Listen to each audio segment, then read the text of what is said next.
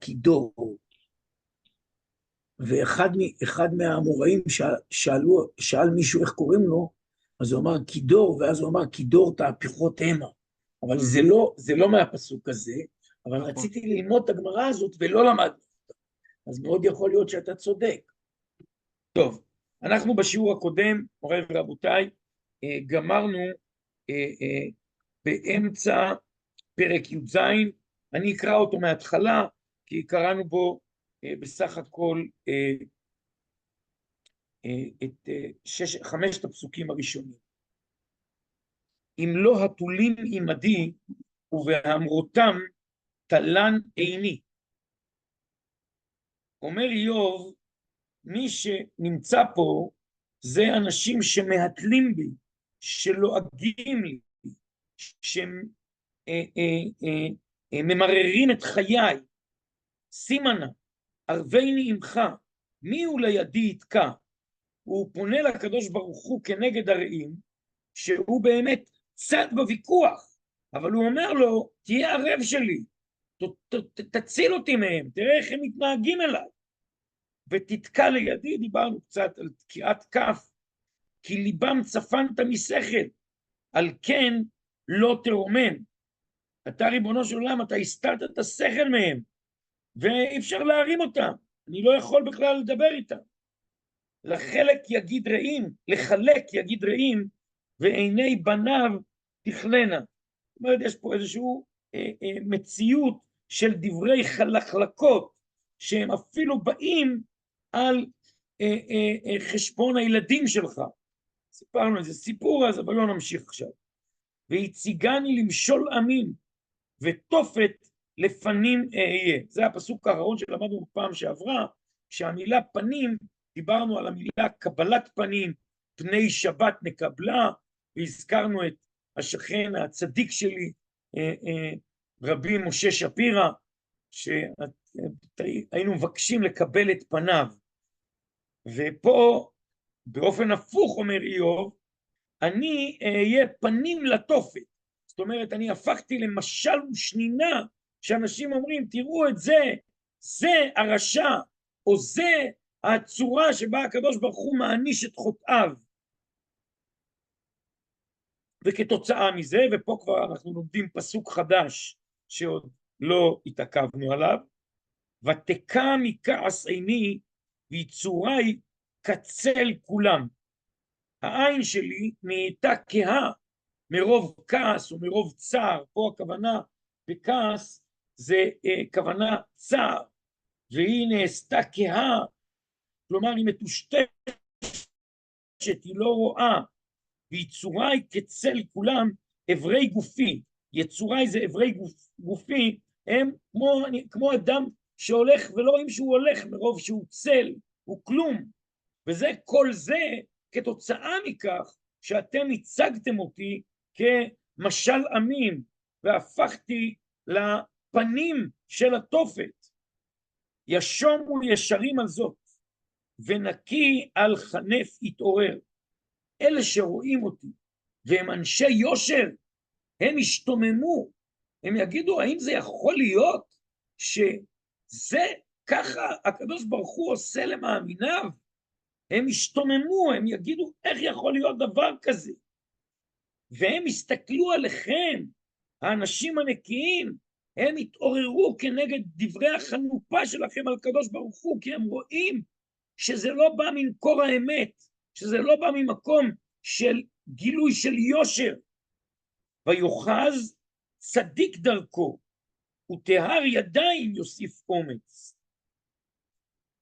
למרות כל הפורענויות שעוברות עליי, אני עדיין מחזיק בתפיסת עולמי. אני עדיין מאמין בלב שלם שלא חטאתי, ואני לא מבין מה קורה לי. וטהר ידיים יוסיף אומץ. אני רוצה להתעכב על הפסוק הזה פעמיים. פעם אחת, בגלל שעוד שנים הרבה לפני שזכיתי להיות עורך דין, אני לא מתעסק עם זה, אל תיבהלו, אבל יש לי תעודה כזאת, כתוב עליה LLB, לא למד בכלל. אבל ברוך השם, אם אתם צריכים איזו חתימה או עזרה משפטית קטנה, אני יכול לעזור לכם. אל תגלו ללשכה, כי אסור לתת עזרה בחינם, אבל אני אשמח, מי שצריך חתימה, כל מיני דברים, אני עושה את זה בחפץ לב. הרבה שנים לפני שהתעסקתי עם משפטים, הלכנו לעודד יהודי יקר וצדיק מקריית ארבע, שקוראים לו אילן תור, שברוך השם הוא עדיין חי, נושם ובועט למיטב ידיעתי, אבא של כמה ילדים חשובים, אחד מהם זה אפילו זמר, והוא ירה כשסקלו אותו באבנים, וכתוצאה מכדור טועה שלו או שלו, נהרג ערבי, ושמו אותו בכלא.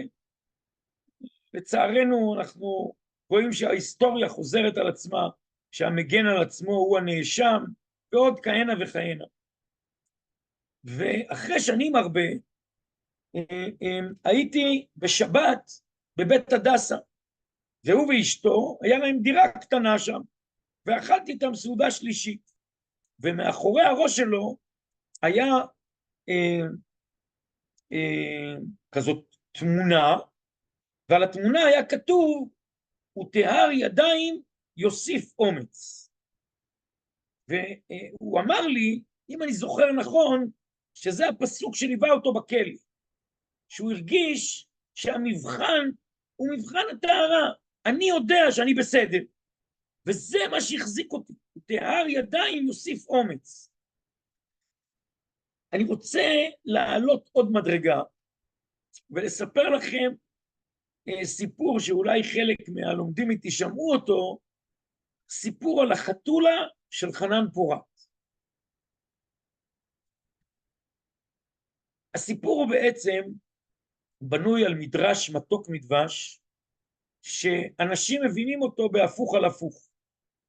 כתוב, 4 שאלו והשם נענה להם. דוד, עשה, יהושפט וחזקיהו.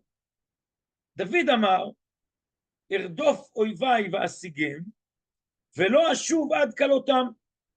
כך הוא אומר בשירת דוד, בפרק כ"ב, בשמואל ב' ובפרק י"ח בתהילים. ארדוף אויביי ואשיגם, ולא אשוב עד כלותם. עשה אמר, ארדוף אויביי ואשיגם. אני ארדוף, אני אשיג, ואתה תכלה אותם. ריבונו של עולם, אני לא יכול הכל לבד. אני מבקש שאתה תגמור אותם. ואכן היה לעשה מלחמה, שנגמרה בזה שהוא רדף אחרי אויביו ומצא אותם מתים. היה נס שהקדוש ברוך הוא פגע בהם. אמר יהושפט, היה לו מלחמה עם ההמונים והמואבים והעמלקים והר שעיר, יצאו כולם נגדו דרך חיצצון תמר, זאת אומרת דרך עין גדי הם עלו,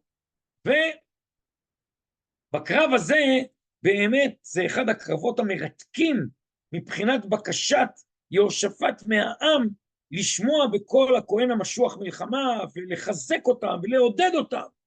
והוא אומר לקדוש ברוך הוא, אני ארדוף את אויביי, אתה תשיג אותם ואתה תהרוג אותם. זאת אומרת פחות מעשה. עשה אמר אני ארדוף ואשיג ואתה תכלה. ויהושפט כבר אמר אני ארדוף אבל אתה תשיג אותם ואתה תכלה אותם. וזה אפשר ללמוד בפשט הפסוק מה שקורה במלחמה הזאת שהקדוש ברוך הוא מנצח את ניצחונו. עד שבא חזקיהו ויסב פניו אל הקיר והיה אומר לקדוש ברוך הוא אני איני יכול לעשות דבר אלא אתה תרדוף, אתה תשיג ואתה תכלם. וכך היה. אמר לו הקדוש ברוך הוא אתה תשכב במיטתך, בבוקר תקום ו185,000 חיילי סנחריב היו פגרים מתים. לכאורה בתפיסת העולם יותר חרדית חזקיהו הוא הפסגה, השם ילחם לכם ואתם תחרישון. בא בעל המסילת ישרים ובביאור מידת הנקיות אומר את ההפך ואומר תשמעו, המדרגה הגבוהה ביותר היא של דוד המלך, שהוא רודף, והוא משיג, והוא מכלה את האויבים. המדרגה הפחותה ביותר זה שהקדוש ברוך הוא עוזר. לעשה הוא עוזר קצת, ליהושפט הוא עוזר עוד יותר, ולחזקיהו הוא עוזר הרבה. ולמה זכה דוד לקבל את הסיוע האלוקי בזה שהוא עושה את כל הדברים? אומר בעל המסילת ישרים בביאור מידת הנקיות, מכיוון שהיה נקי, שנאמר כבור ידיי ישיב לי. זאת אומרת, הנקודה אולי המרכזית שמופיעה בפרק של שירת דוד, היא חוזרת על עצמה כמה פעמים, שדוד היה לו ניקיון, והניקיון הזה הוא הכלי שאיתו הקדוש ברוך הוא נותן לדוד לנצח. עד כדי כך שכתוב במהלך שירת דוד את המילים וענותך תרביני. אז יש כאלה אומרים ענותך תרביני, זה שאתה עונה לבקשות שלי. אבל בדברי הימים, בספר תהילים, זה כתוב ותנותך תרביני. זאת אומרת שריבונו של עולם ממעט את עצמו כדי לתת מקום לדוד. למה הוא ממעט את עצמו? כי דוד הוא נקי. שחנן לימד את השיעור הזה, הוא נמצא ביוטיוב, שיעור נפלא מאוד, אז הוא אומר, אני מספר לכם סיפור. אני מודה שהלכתי אצל זקני כפר עציון, ולא מצאתי מישהו שזוכר את זה. אבל אם חנן אומר, אז זה בטח היה. הוא אומר, תשמעו, היה לנו חתול, שהייתה תמיד מגיעה, חתולה, שהייתה תמיד מגיעה לבית כנסת שלנו בכפר עציון. הייתה עומדת עם עיני עגל, מסתכלת עד שהיינו מעיפים אותה, אבל תמיד הייתה חוזרת.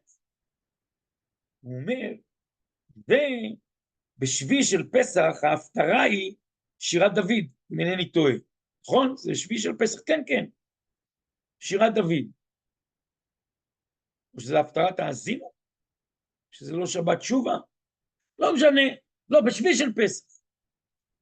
והוא אומר, היינו שם בבית כנסת, ופתאום החתול קפצה לבמה, ושהגיעו לפסוק, ארדוף אויביי ואשיגם ולא אשוב עד כלותם, היא ברחה ולא שבה עוד. ואז אומר חנן, נזכרתי, שיש לנו, למי שיש סידור כזה, עבה, עבה, עבה, שיש בו הכל, אחרי תיקון חצות וכל זה, יש פרקי שירה. ובפרקי שירה יש את כל החיות, דגים שבים, מה הם שרים, זה מה הם שרים. וחתולה מה היא שרה? ארדוף אויביי ואשיגם ולא אשוב עד כלותם. אז הוא אומר, למה החתולה שרה דווקא את זה? הוא אומר שחז"ל אומרים לנו, שאלמלא ניתנה תורה, היינו לומדים צניעות מן החתול, כי היא כל הזמן מנקה את עצמה וזה, ובאמת מסתתרת ועושה את הדברים שלה בצנעה, היא עושה בצנעה. כי החתול הוא גילוי של מידת הנקיות. ולכן הוא אומר חנן, החתולה הזאת שקפצה לנו על הבמה, היא ברחה כשהיא שמעה את הפסוק ארדוף אויביי ואשיגם ולא אשוב עד כלותם, כי זה היה שורש נשמתה. עכשיו תראו, אני טוב בלספר סיפורים, תודו, אני לא רוצה. ויחד עם זה, אתה יודע, זה סיפור כזה חצי מופרך. אז אני חייב לשתף אתכם באירוע אישי ממש. בעופרה נרצח נער, בזמן האינתיפאדה, שהיה חבר של הבן שלי. שבועיים, 3 אחרי שהוא נרצח, הגיע חתול הביתה שלנו, ובאמת עמד ובהה, ופשוט זה היה מטורף. עד כדי כך שהוא קפץ על הידית, פתח את הדלת ונעמד באמצע הסלון. לא לקח אוכל, לא כלום, והוא שיגע אותנו. ולא ידענו מה החתול הזה רוצה, קישטה, קישטה, קישטה. אבל הוא בא ועוד פעם בא ועוד פעם. עכשיו, הבן שלי היה חבר של הנרצח. ואז הבן שלי אמר, אבא, אני יודע, ראיתי בחתול הזה את העיניים של החבר שלי. אני אטפל בזה. אמרתי לו, מה אתה הולך לעשות? הוא אומר, אני אטפל בזה. היום אני יודע שהבן שלי הלך לקבר של החבר שלו, אמר לו מה שאמר, אני לא יודע בדיוק מה היה שם, חזר, החתולה לא הייתה יותר. בדידיה ועובדה, אני ראיתי את זה בעיניי. אז יש סיפורים על חתולים, סיפרתי את זה פעם לרבי יעקב שפירא, אז הוא אמר לי שלרב אברום היה חתול, שהוא היה בא לבית המדרש בישיבה וזה, והוא אומר, יש דברים כאלה. אני רציתי פשוט לחזק את הסיפור של חנן, כי זקני כפר עציון מחייכים כשאני מספר להם את הסיפור, זה סיפור מוקלט. זאת אומרת, חנן מספר את זה בשיעור, זה לא שהוא סיפר את זה לי באוזן. עזבו עכשיו את סיפורו של חנן, נחזור לפסוק שלנו. הפסוק שלנו אומר, וטהר ידיים יוסיף אומץ. בעצם הפסוק מקפל את גבורתו של דוד. והוא אומר, אם אתה רוצה לנצח במלחמה, לא רק בזה שהקדוש ברוך הוא עוזר לחלשים, אלא באמת בזה שהקדוש ברוך הוא בענותך תרבני, והענוותנות של הקדוש ברוך הוא נותנת לך את המקום, זהו בוחן אותך בדבר אחד, שאתה תהיה נקי. ותשימו לב, אחד ההלכות הפלאיות באמת בתורה, ויתד תהיה לך על אדניך, והיה מחנך קדוש, יש דרישה שהיא דרישה מדהימה של הגיינה של מחנה הלוחמים. היא לא מופיעה בשום דבר אחר. והיא דורשת ניקיון, פשוטו כמשמעו. ובא איוב ואומר, אני יודע שאני בסדר. אני יודע שפי וליבי שווים. ולכן אתם הישרים, אתם עומדים משתוממים לנוכח הרעים שלי, אתם לא מאמינים.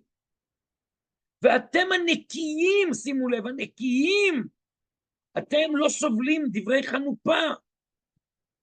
הצדיק יחזיק בדרכו גם אם זה קשה לו.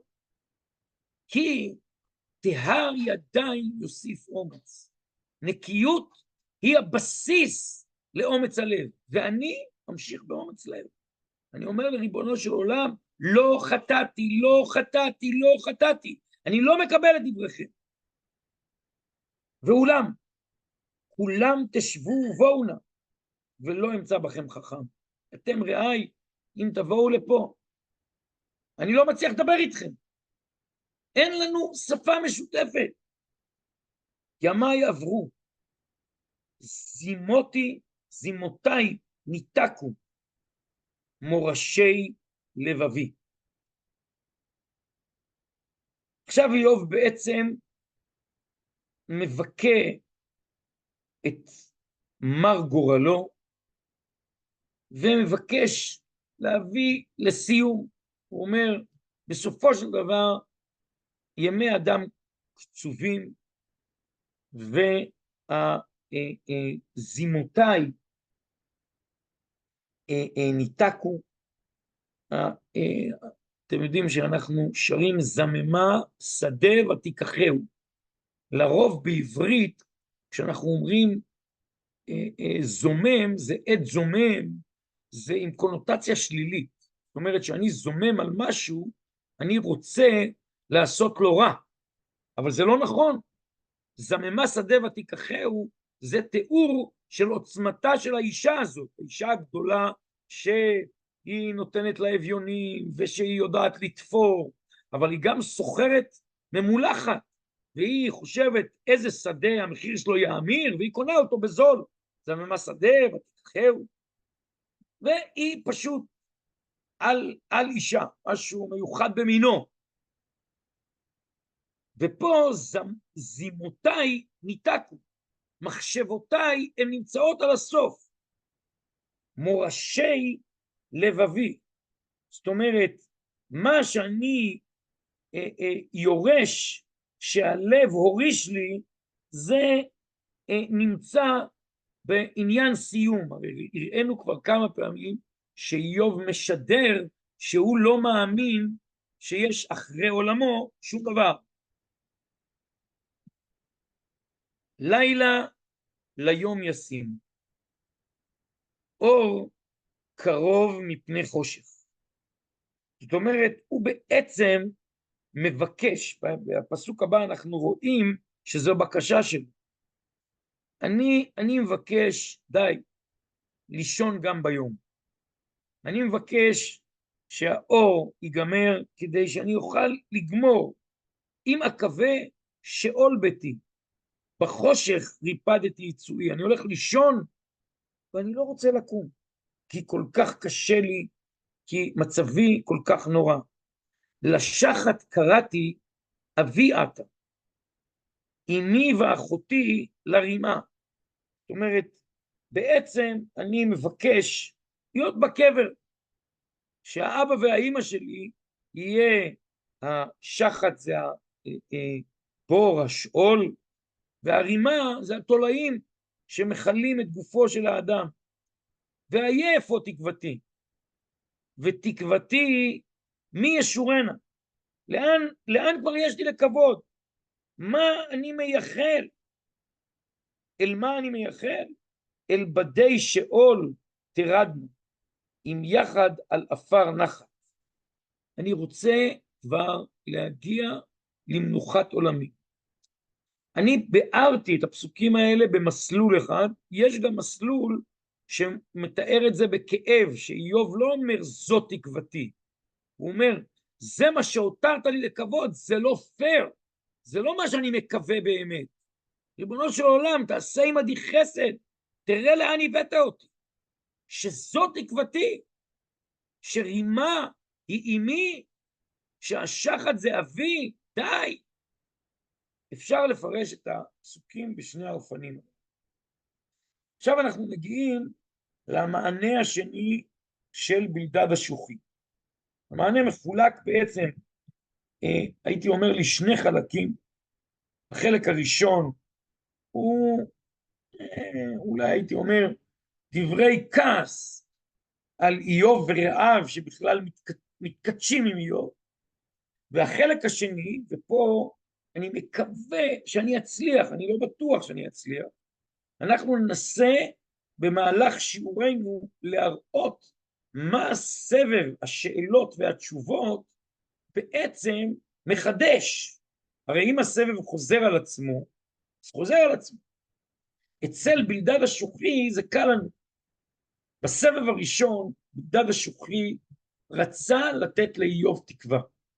ולכן הוא אמר, צדיק וטוב לו, רשע ורע לו. בפרק הזה, הוא נכנס באיוב ב100 קילומטר לשעה, או כנראה בפסוקים הראשונים, ומשם הוא עסוק בדבר אחד, שרשע ורע לו. בסופו של דבר הרשע יחטוף. והוא לא מזכיר שצדיק וטוב לו. הוא לא נותן לאיוב תקווה. אז בואו נראה קצת פסוקים בפרק, ואת המשכם, או שנחזור לפסוק ט"ו, בבקשת רבי יהודה, בעזרת השם, נעשה ביום ראשון, אני חושב שזה ד' אלול או ה' אלול, אבל כמובן נודיעכם דבר. ויען בלדד השוחי ויאמר, עד אנה תשימון קנצי למילים, תבינו ואחר נדבר. די, אני רוצה להביא סוף לוויכוח. קנצי זה מילה יחידאית בתנ"ך, והכוונה שזה דבר סופי, קץ, לשון קץ. וכמה אנחנו מבזבזים מילים עליך. די, אתה לא נראה שאתה מוכן לזוז. מדוע נחשבנו כבהמה נטמינו בעיניכם? אתה הרי אמרת לנו לפני, בפרק הקודם, שאתה מחשיב אותנו כטמבלים, כמו בהמות. אז אתה מחשיב אותנו כנבערים מדעת, כמו בהמות. נטמינו שאנחנו אטומים וסתומים בעיניך. עכשיו הוא אומר את זה בלשון רבים. אני רוצה באמת לסיים בפסוק הזה בתובנה שיש לנו מהרע הרביעי. אני מזכיר את מבנה הספר, הפרק הראשון והשני היה סיפור, בפרק השלישי איוב מתחיל לקלל את יומו, ובפרקים הבאים יש את דברי שלושת רעיו ואת תשובת איוב. ואחרי זה דברי שלושת רעיו ותשובת איוב. אחרי זה דברי שלושת רעיו, שניים מרעיו ותשובת איוב, ואז מופיע רע רביעי. והרע הרביעי מתייחס שנאמרו לפניו.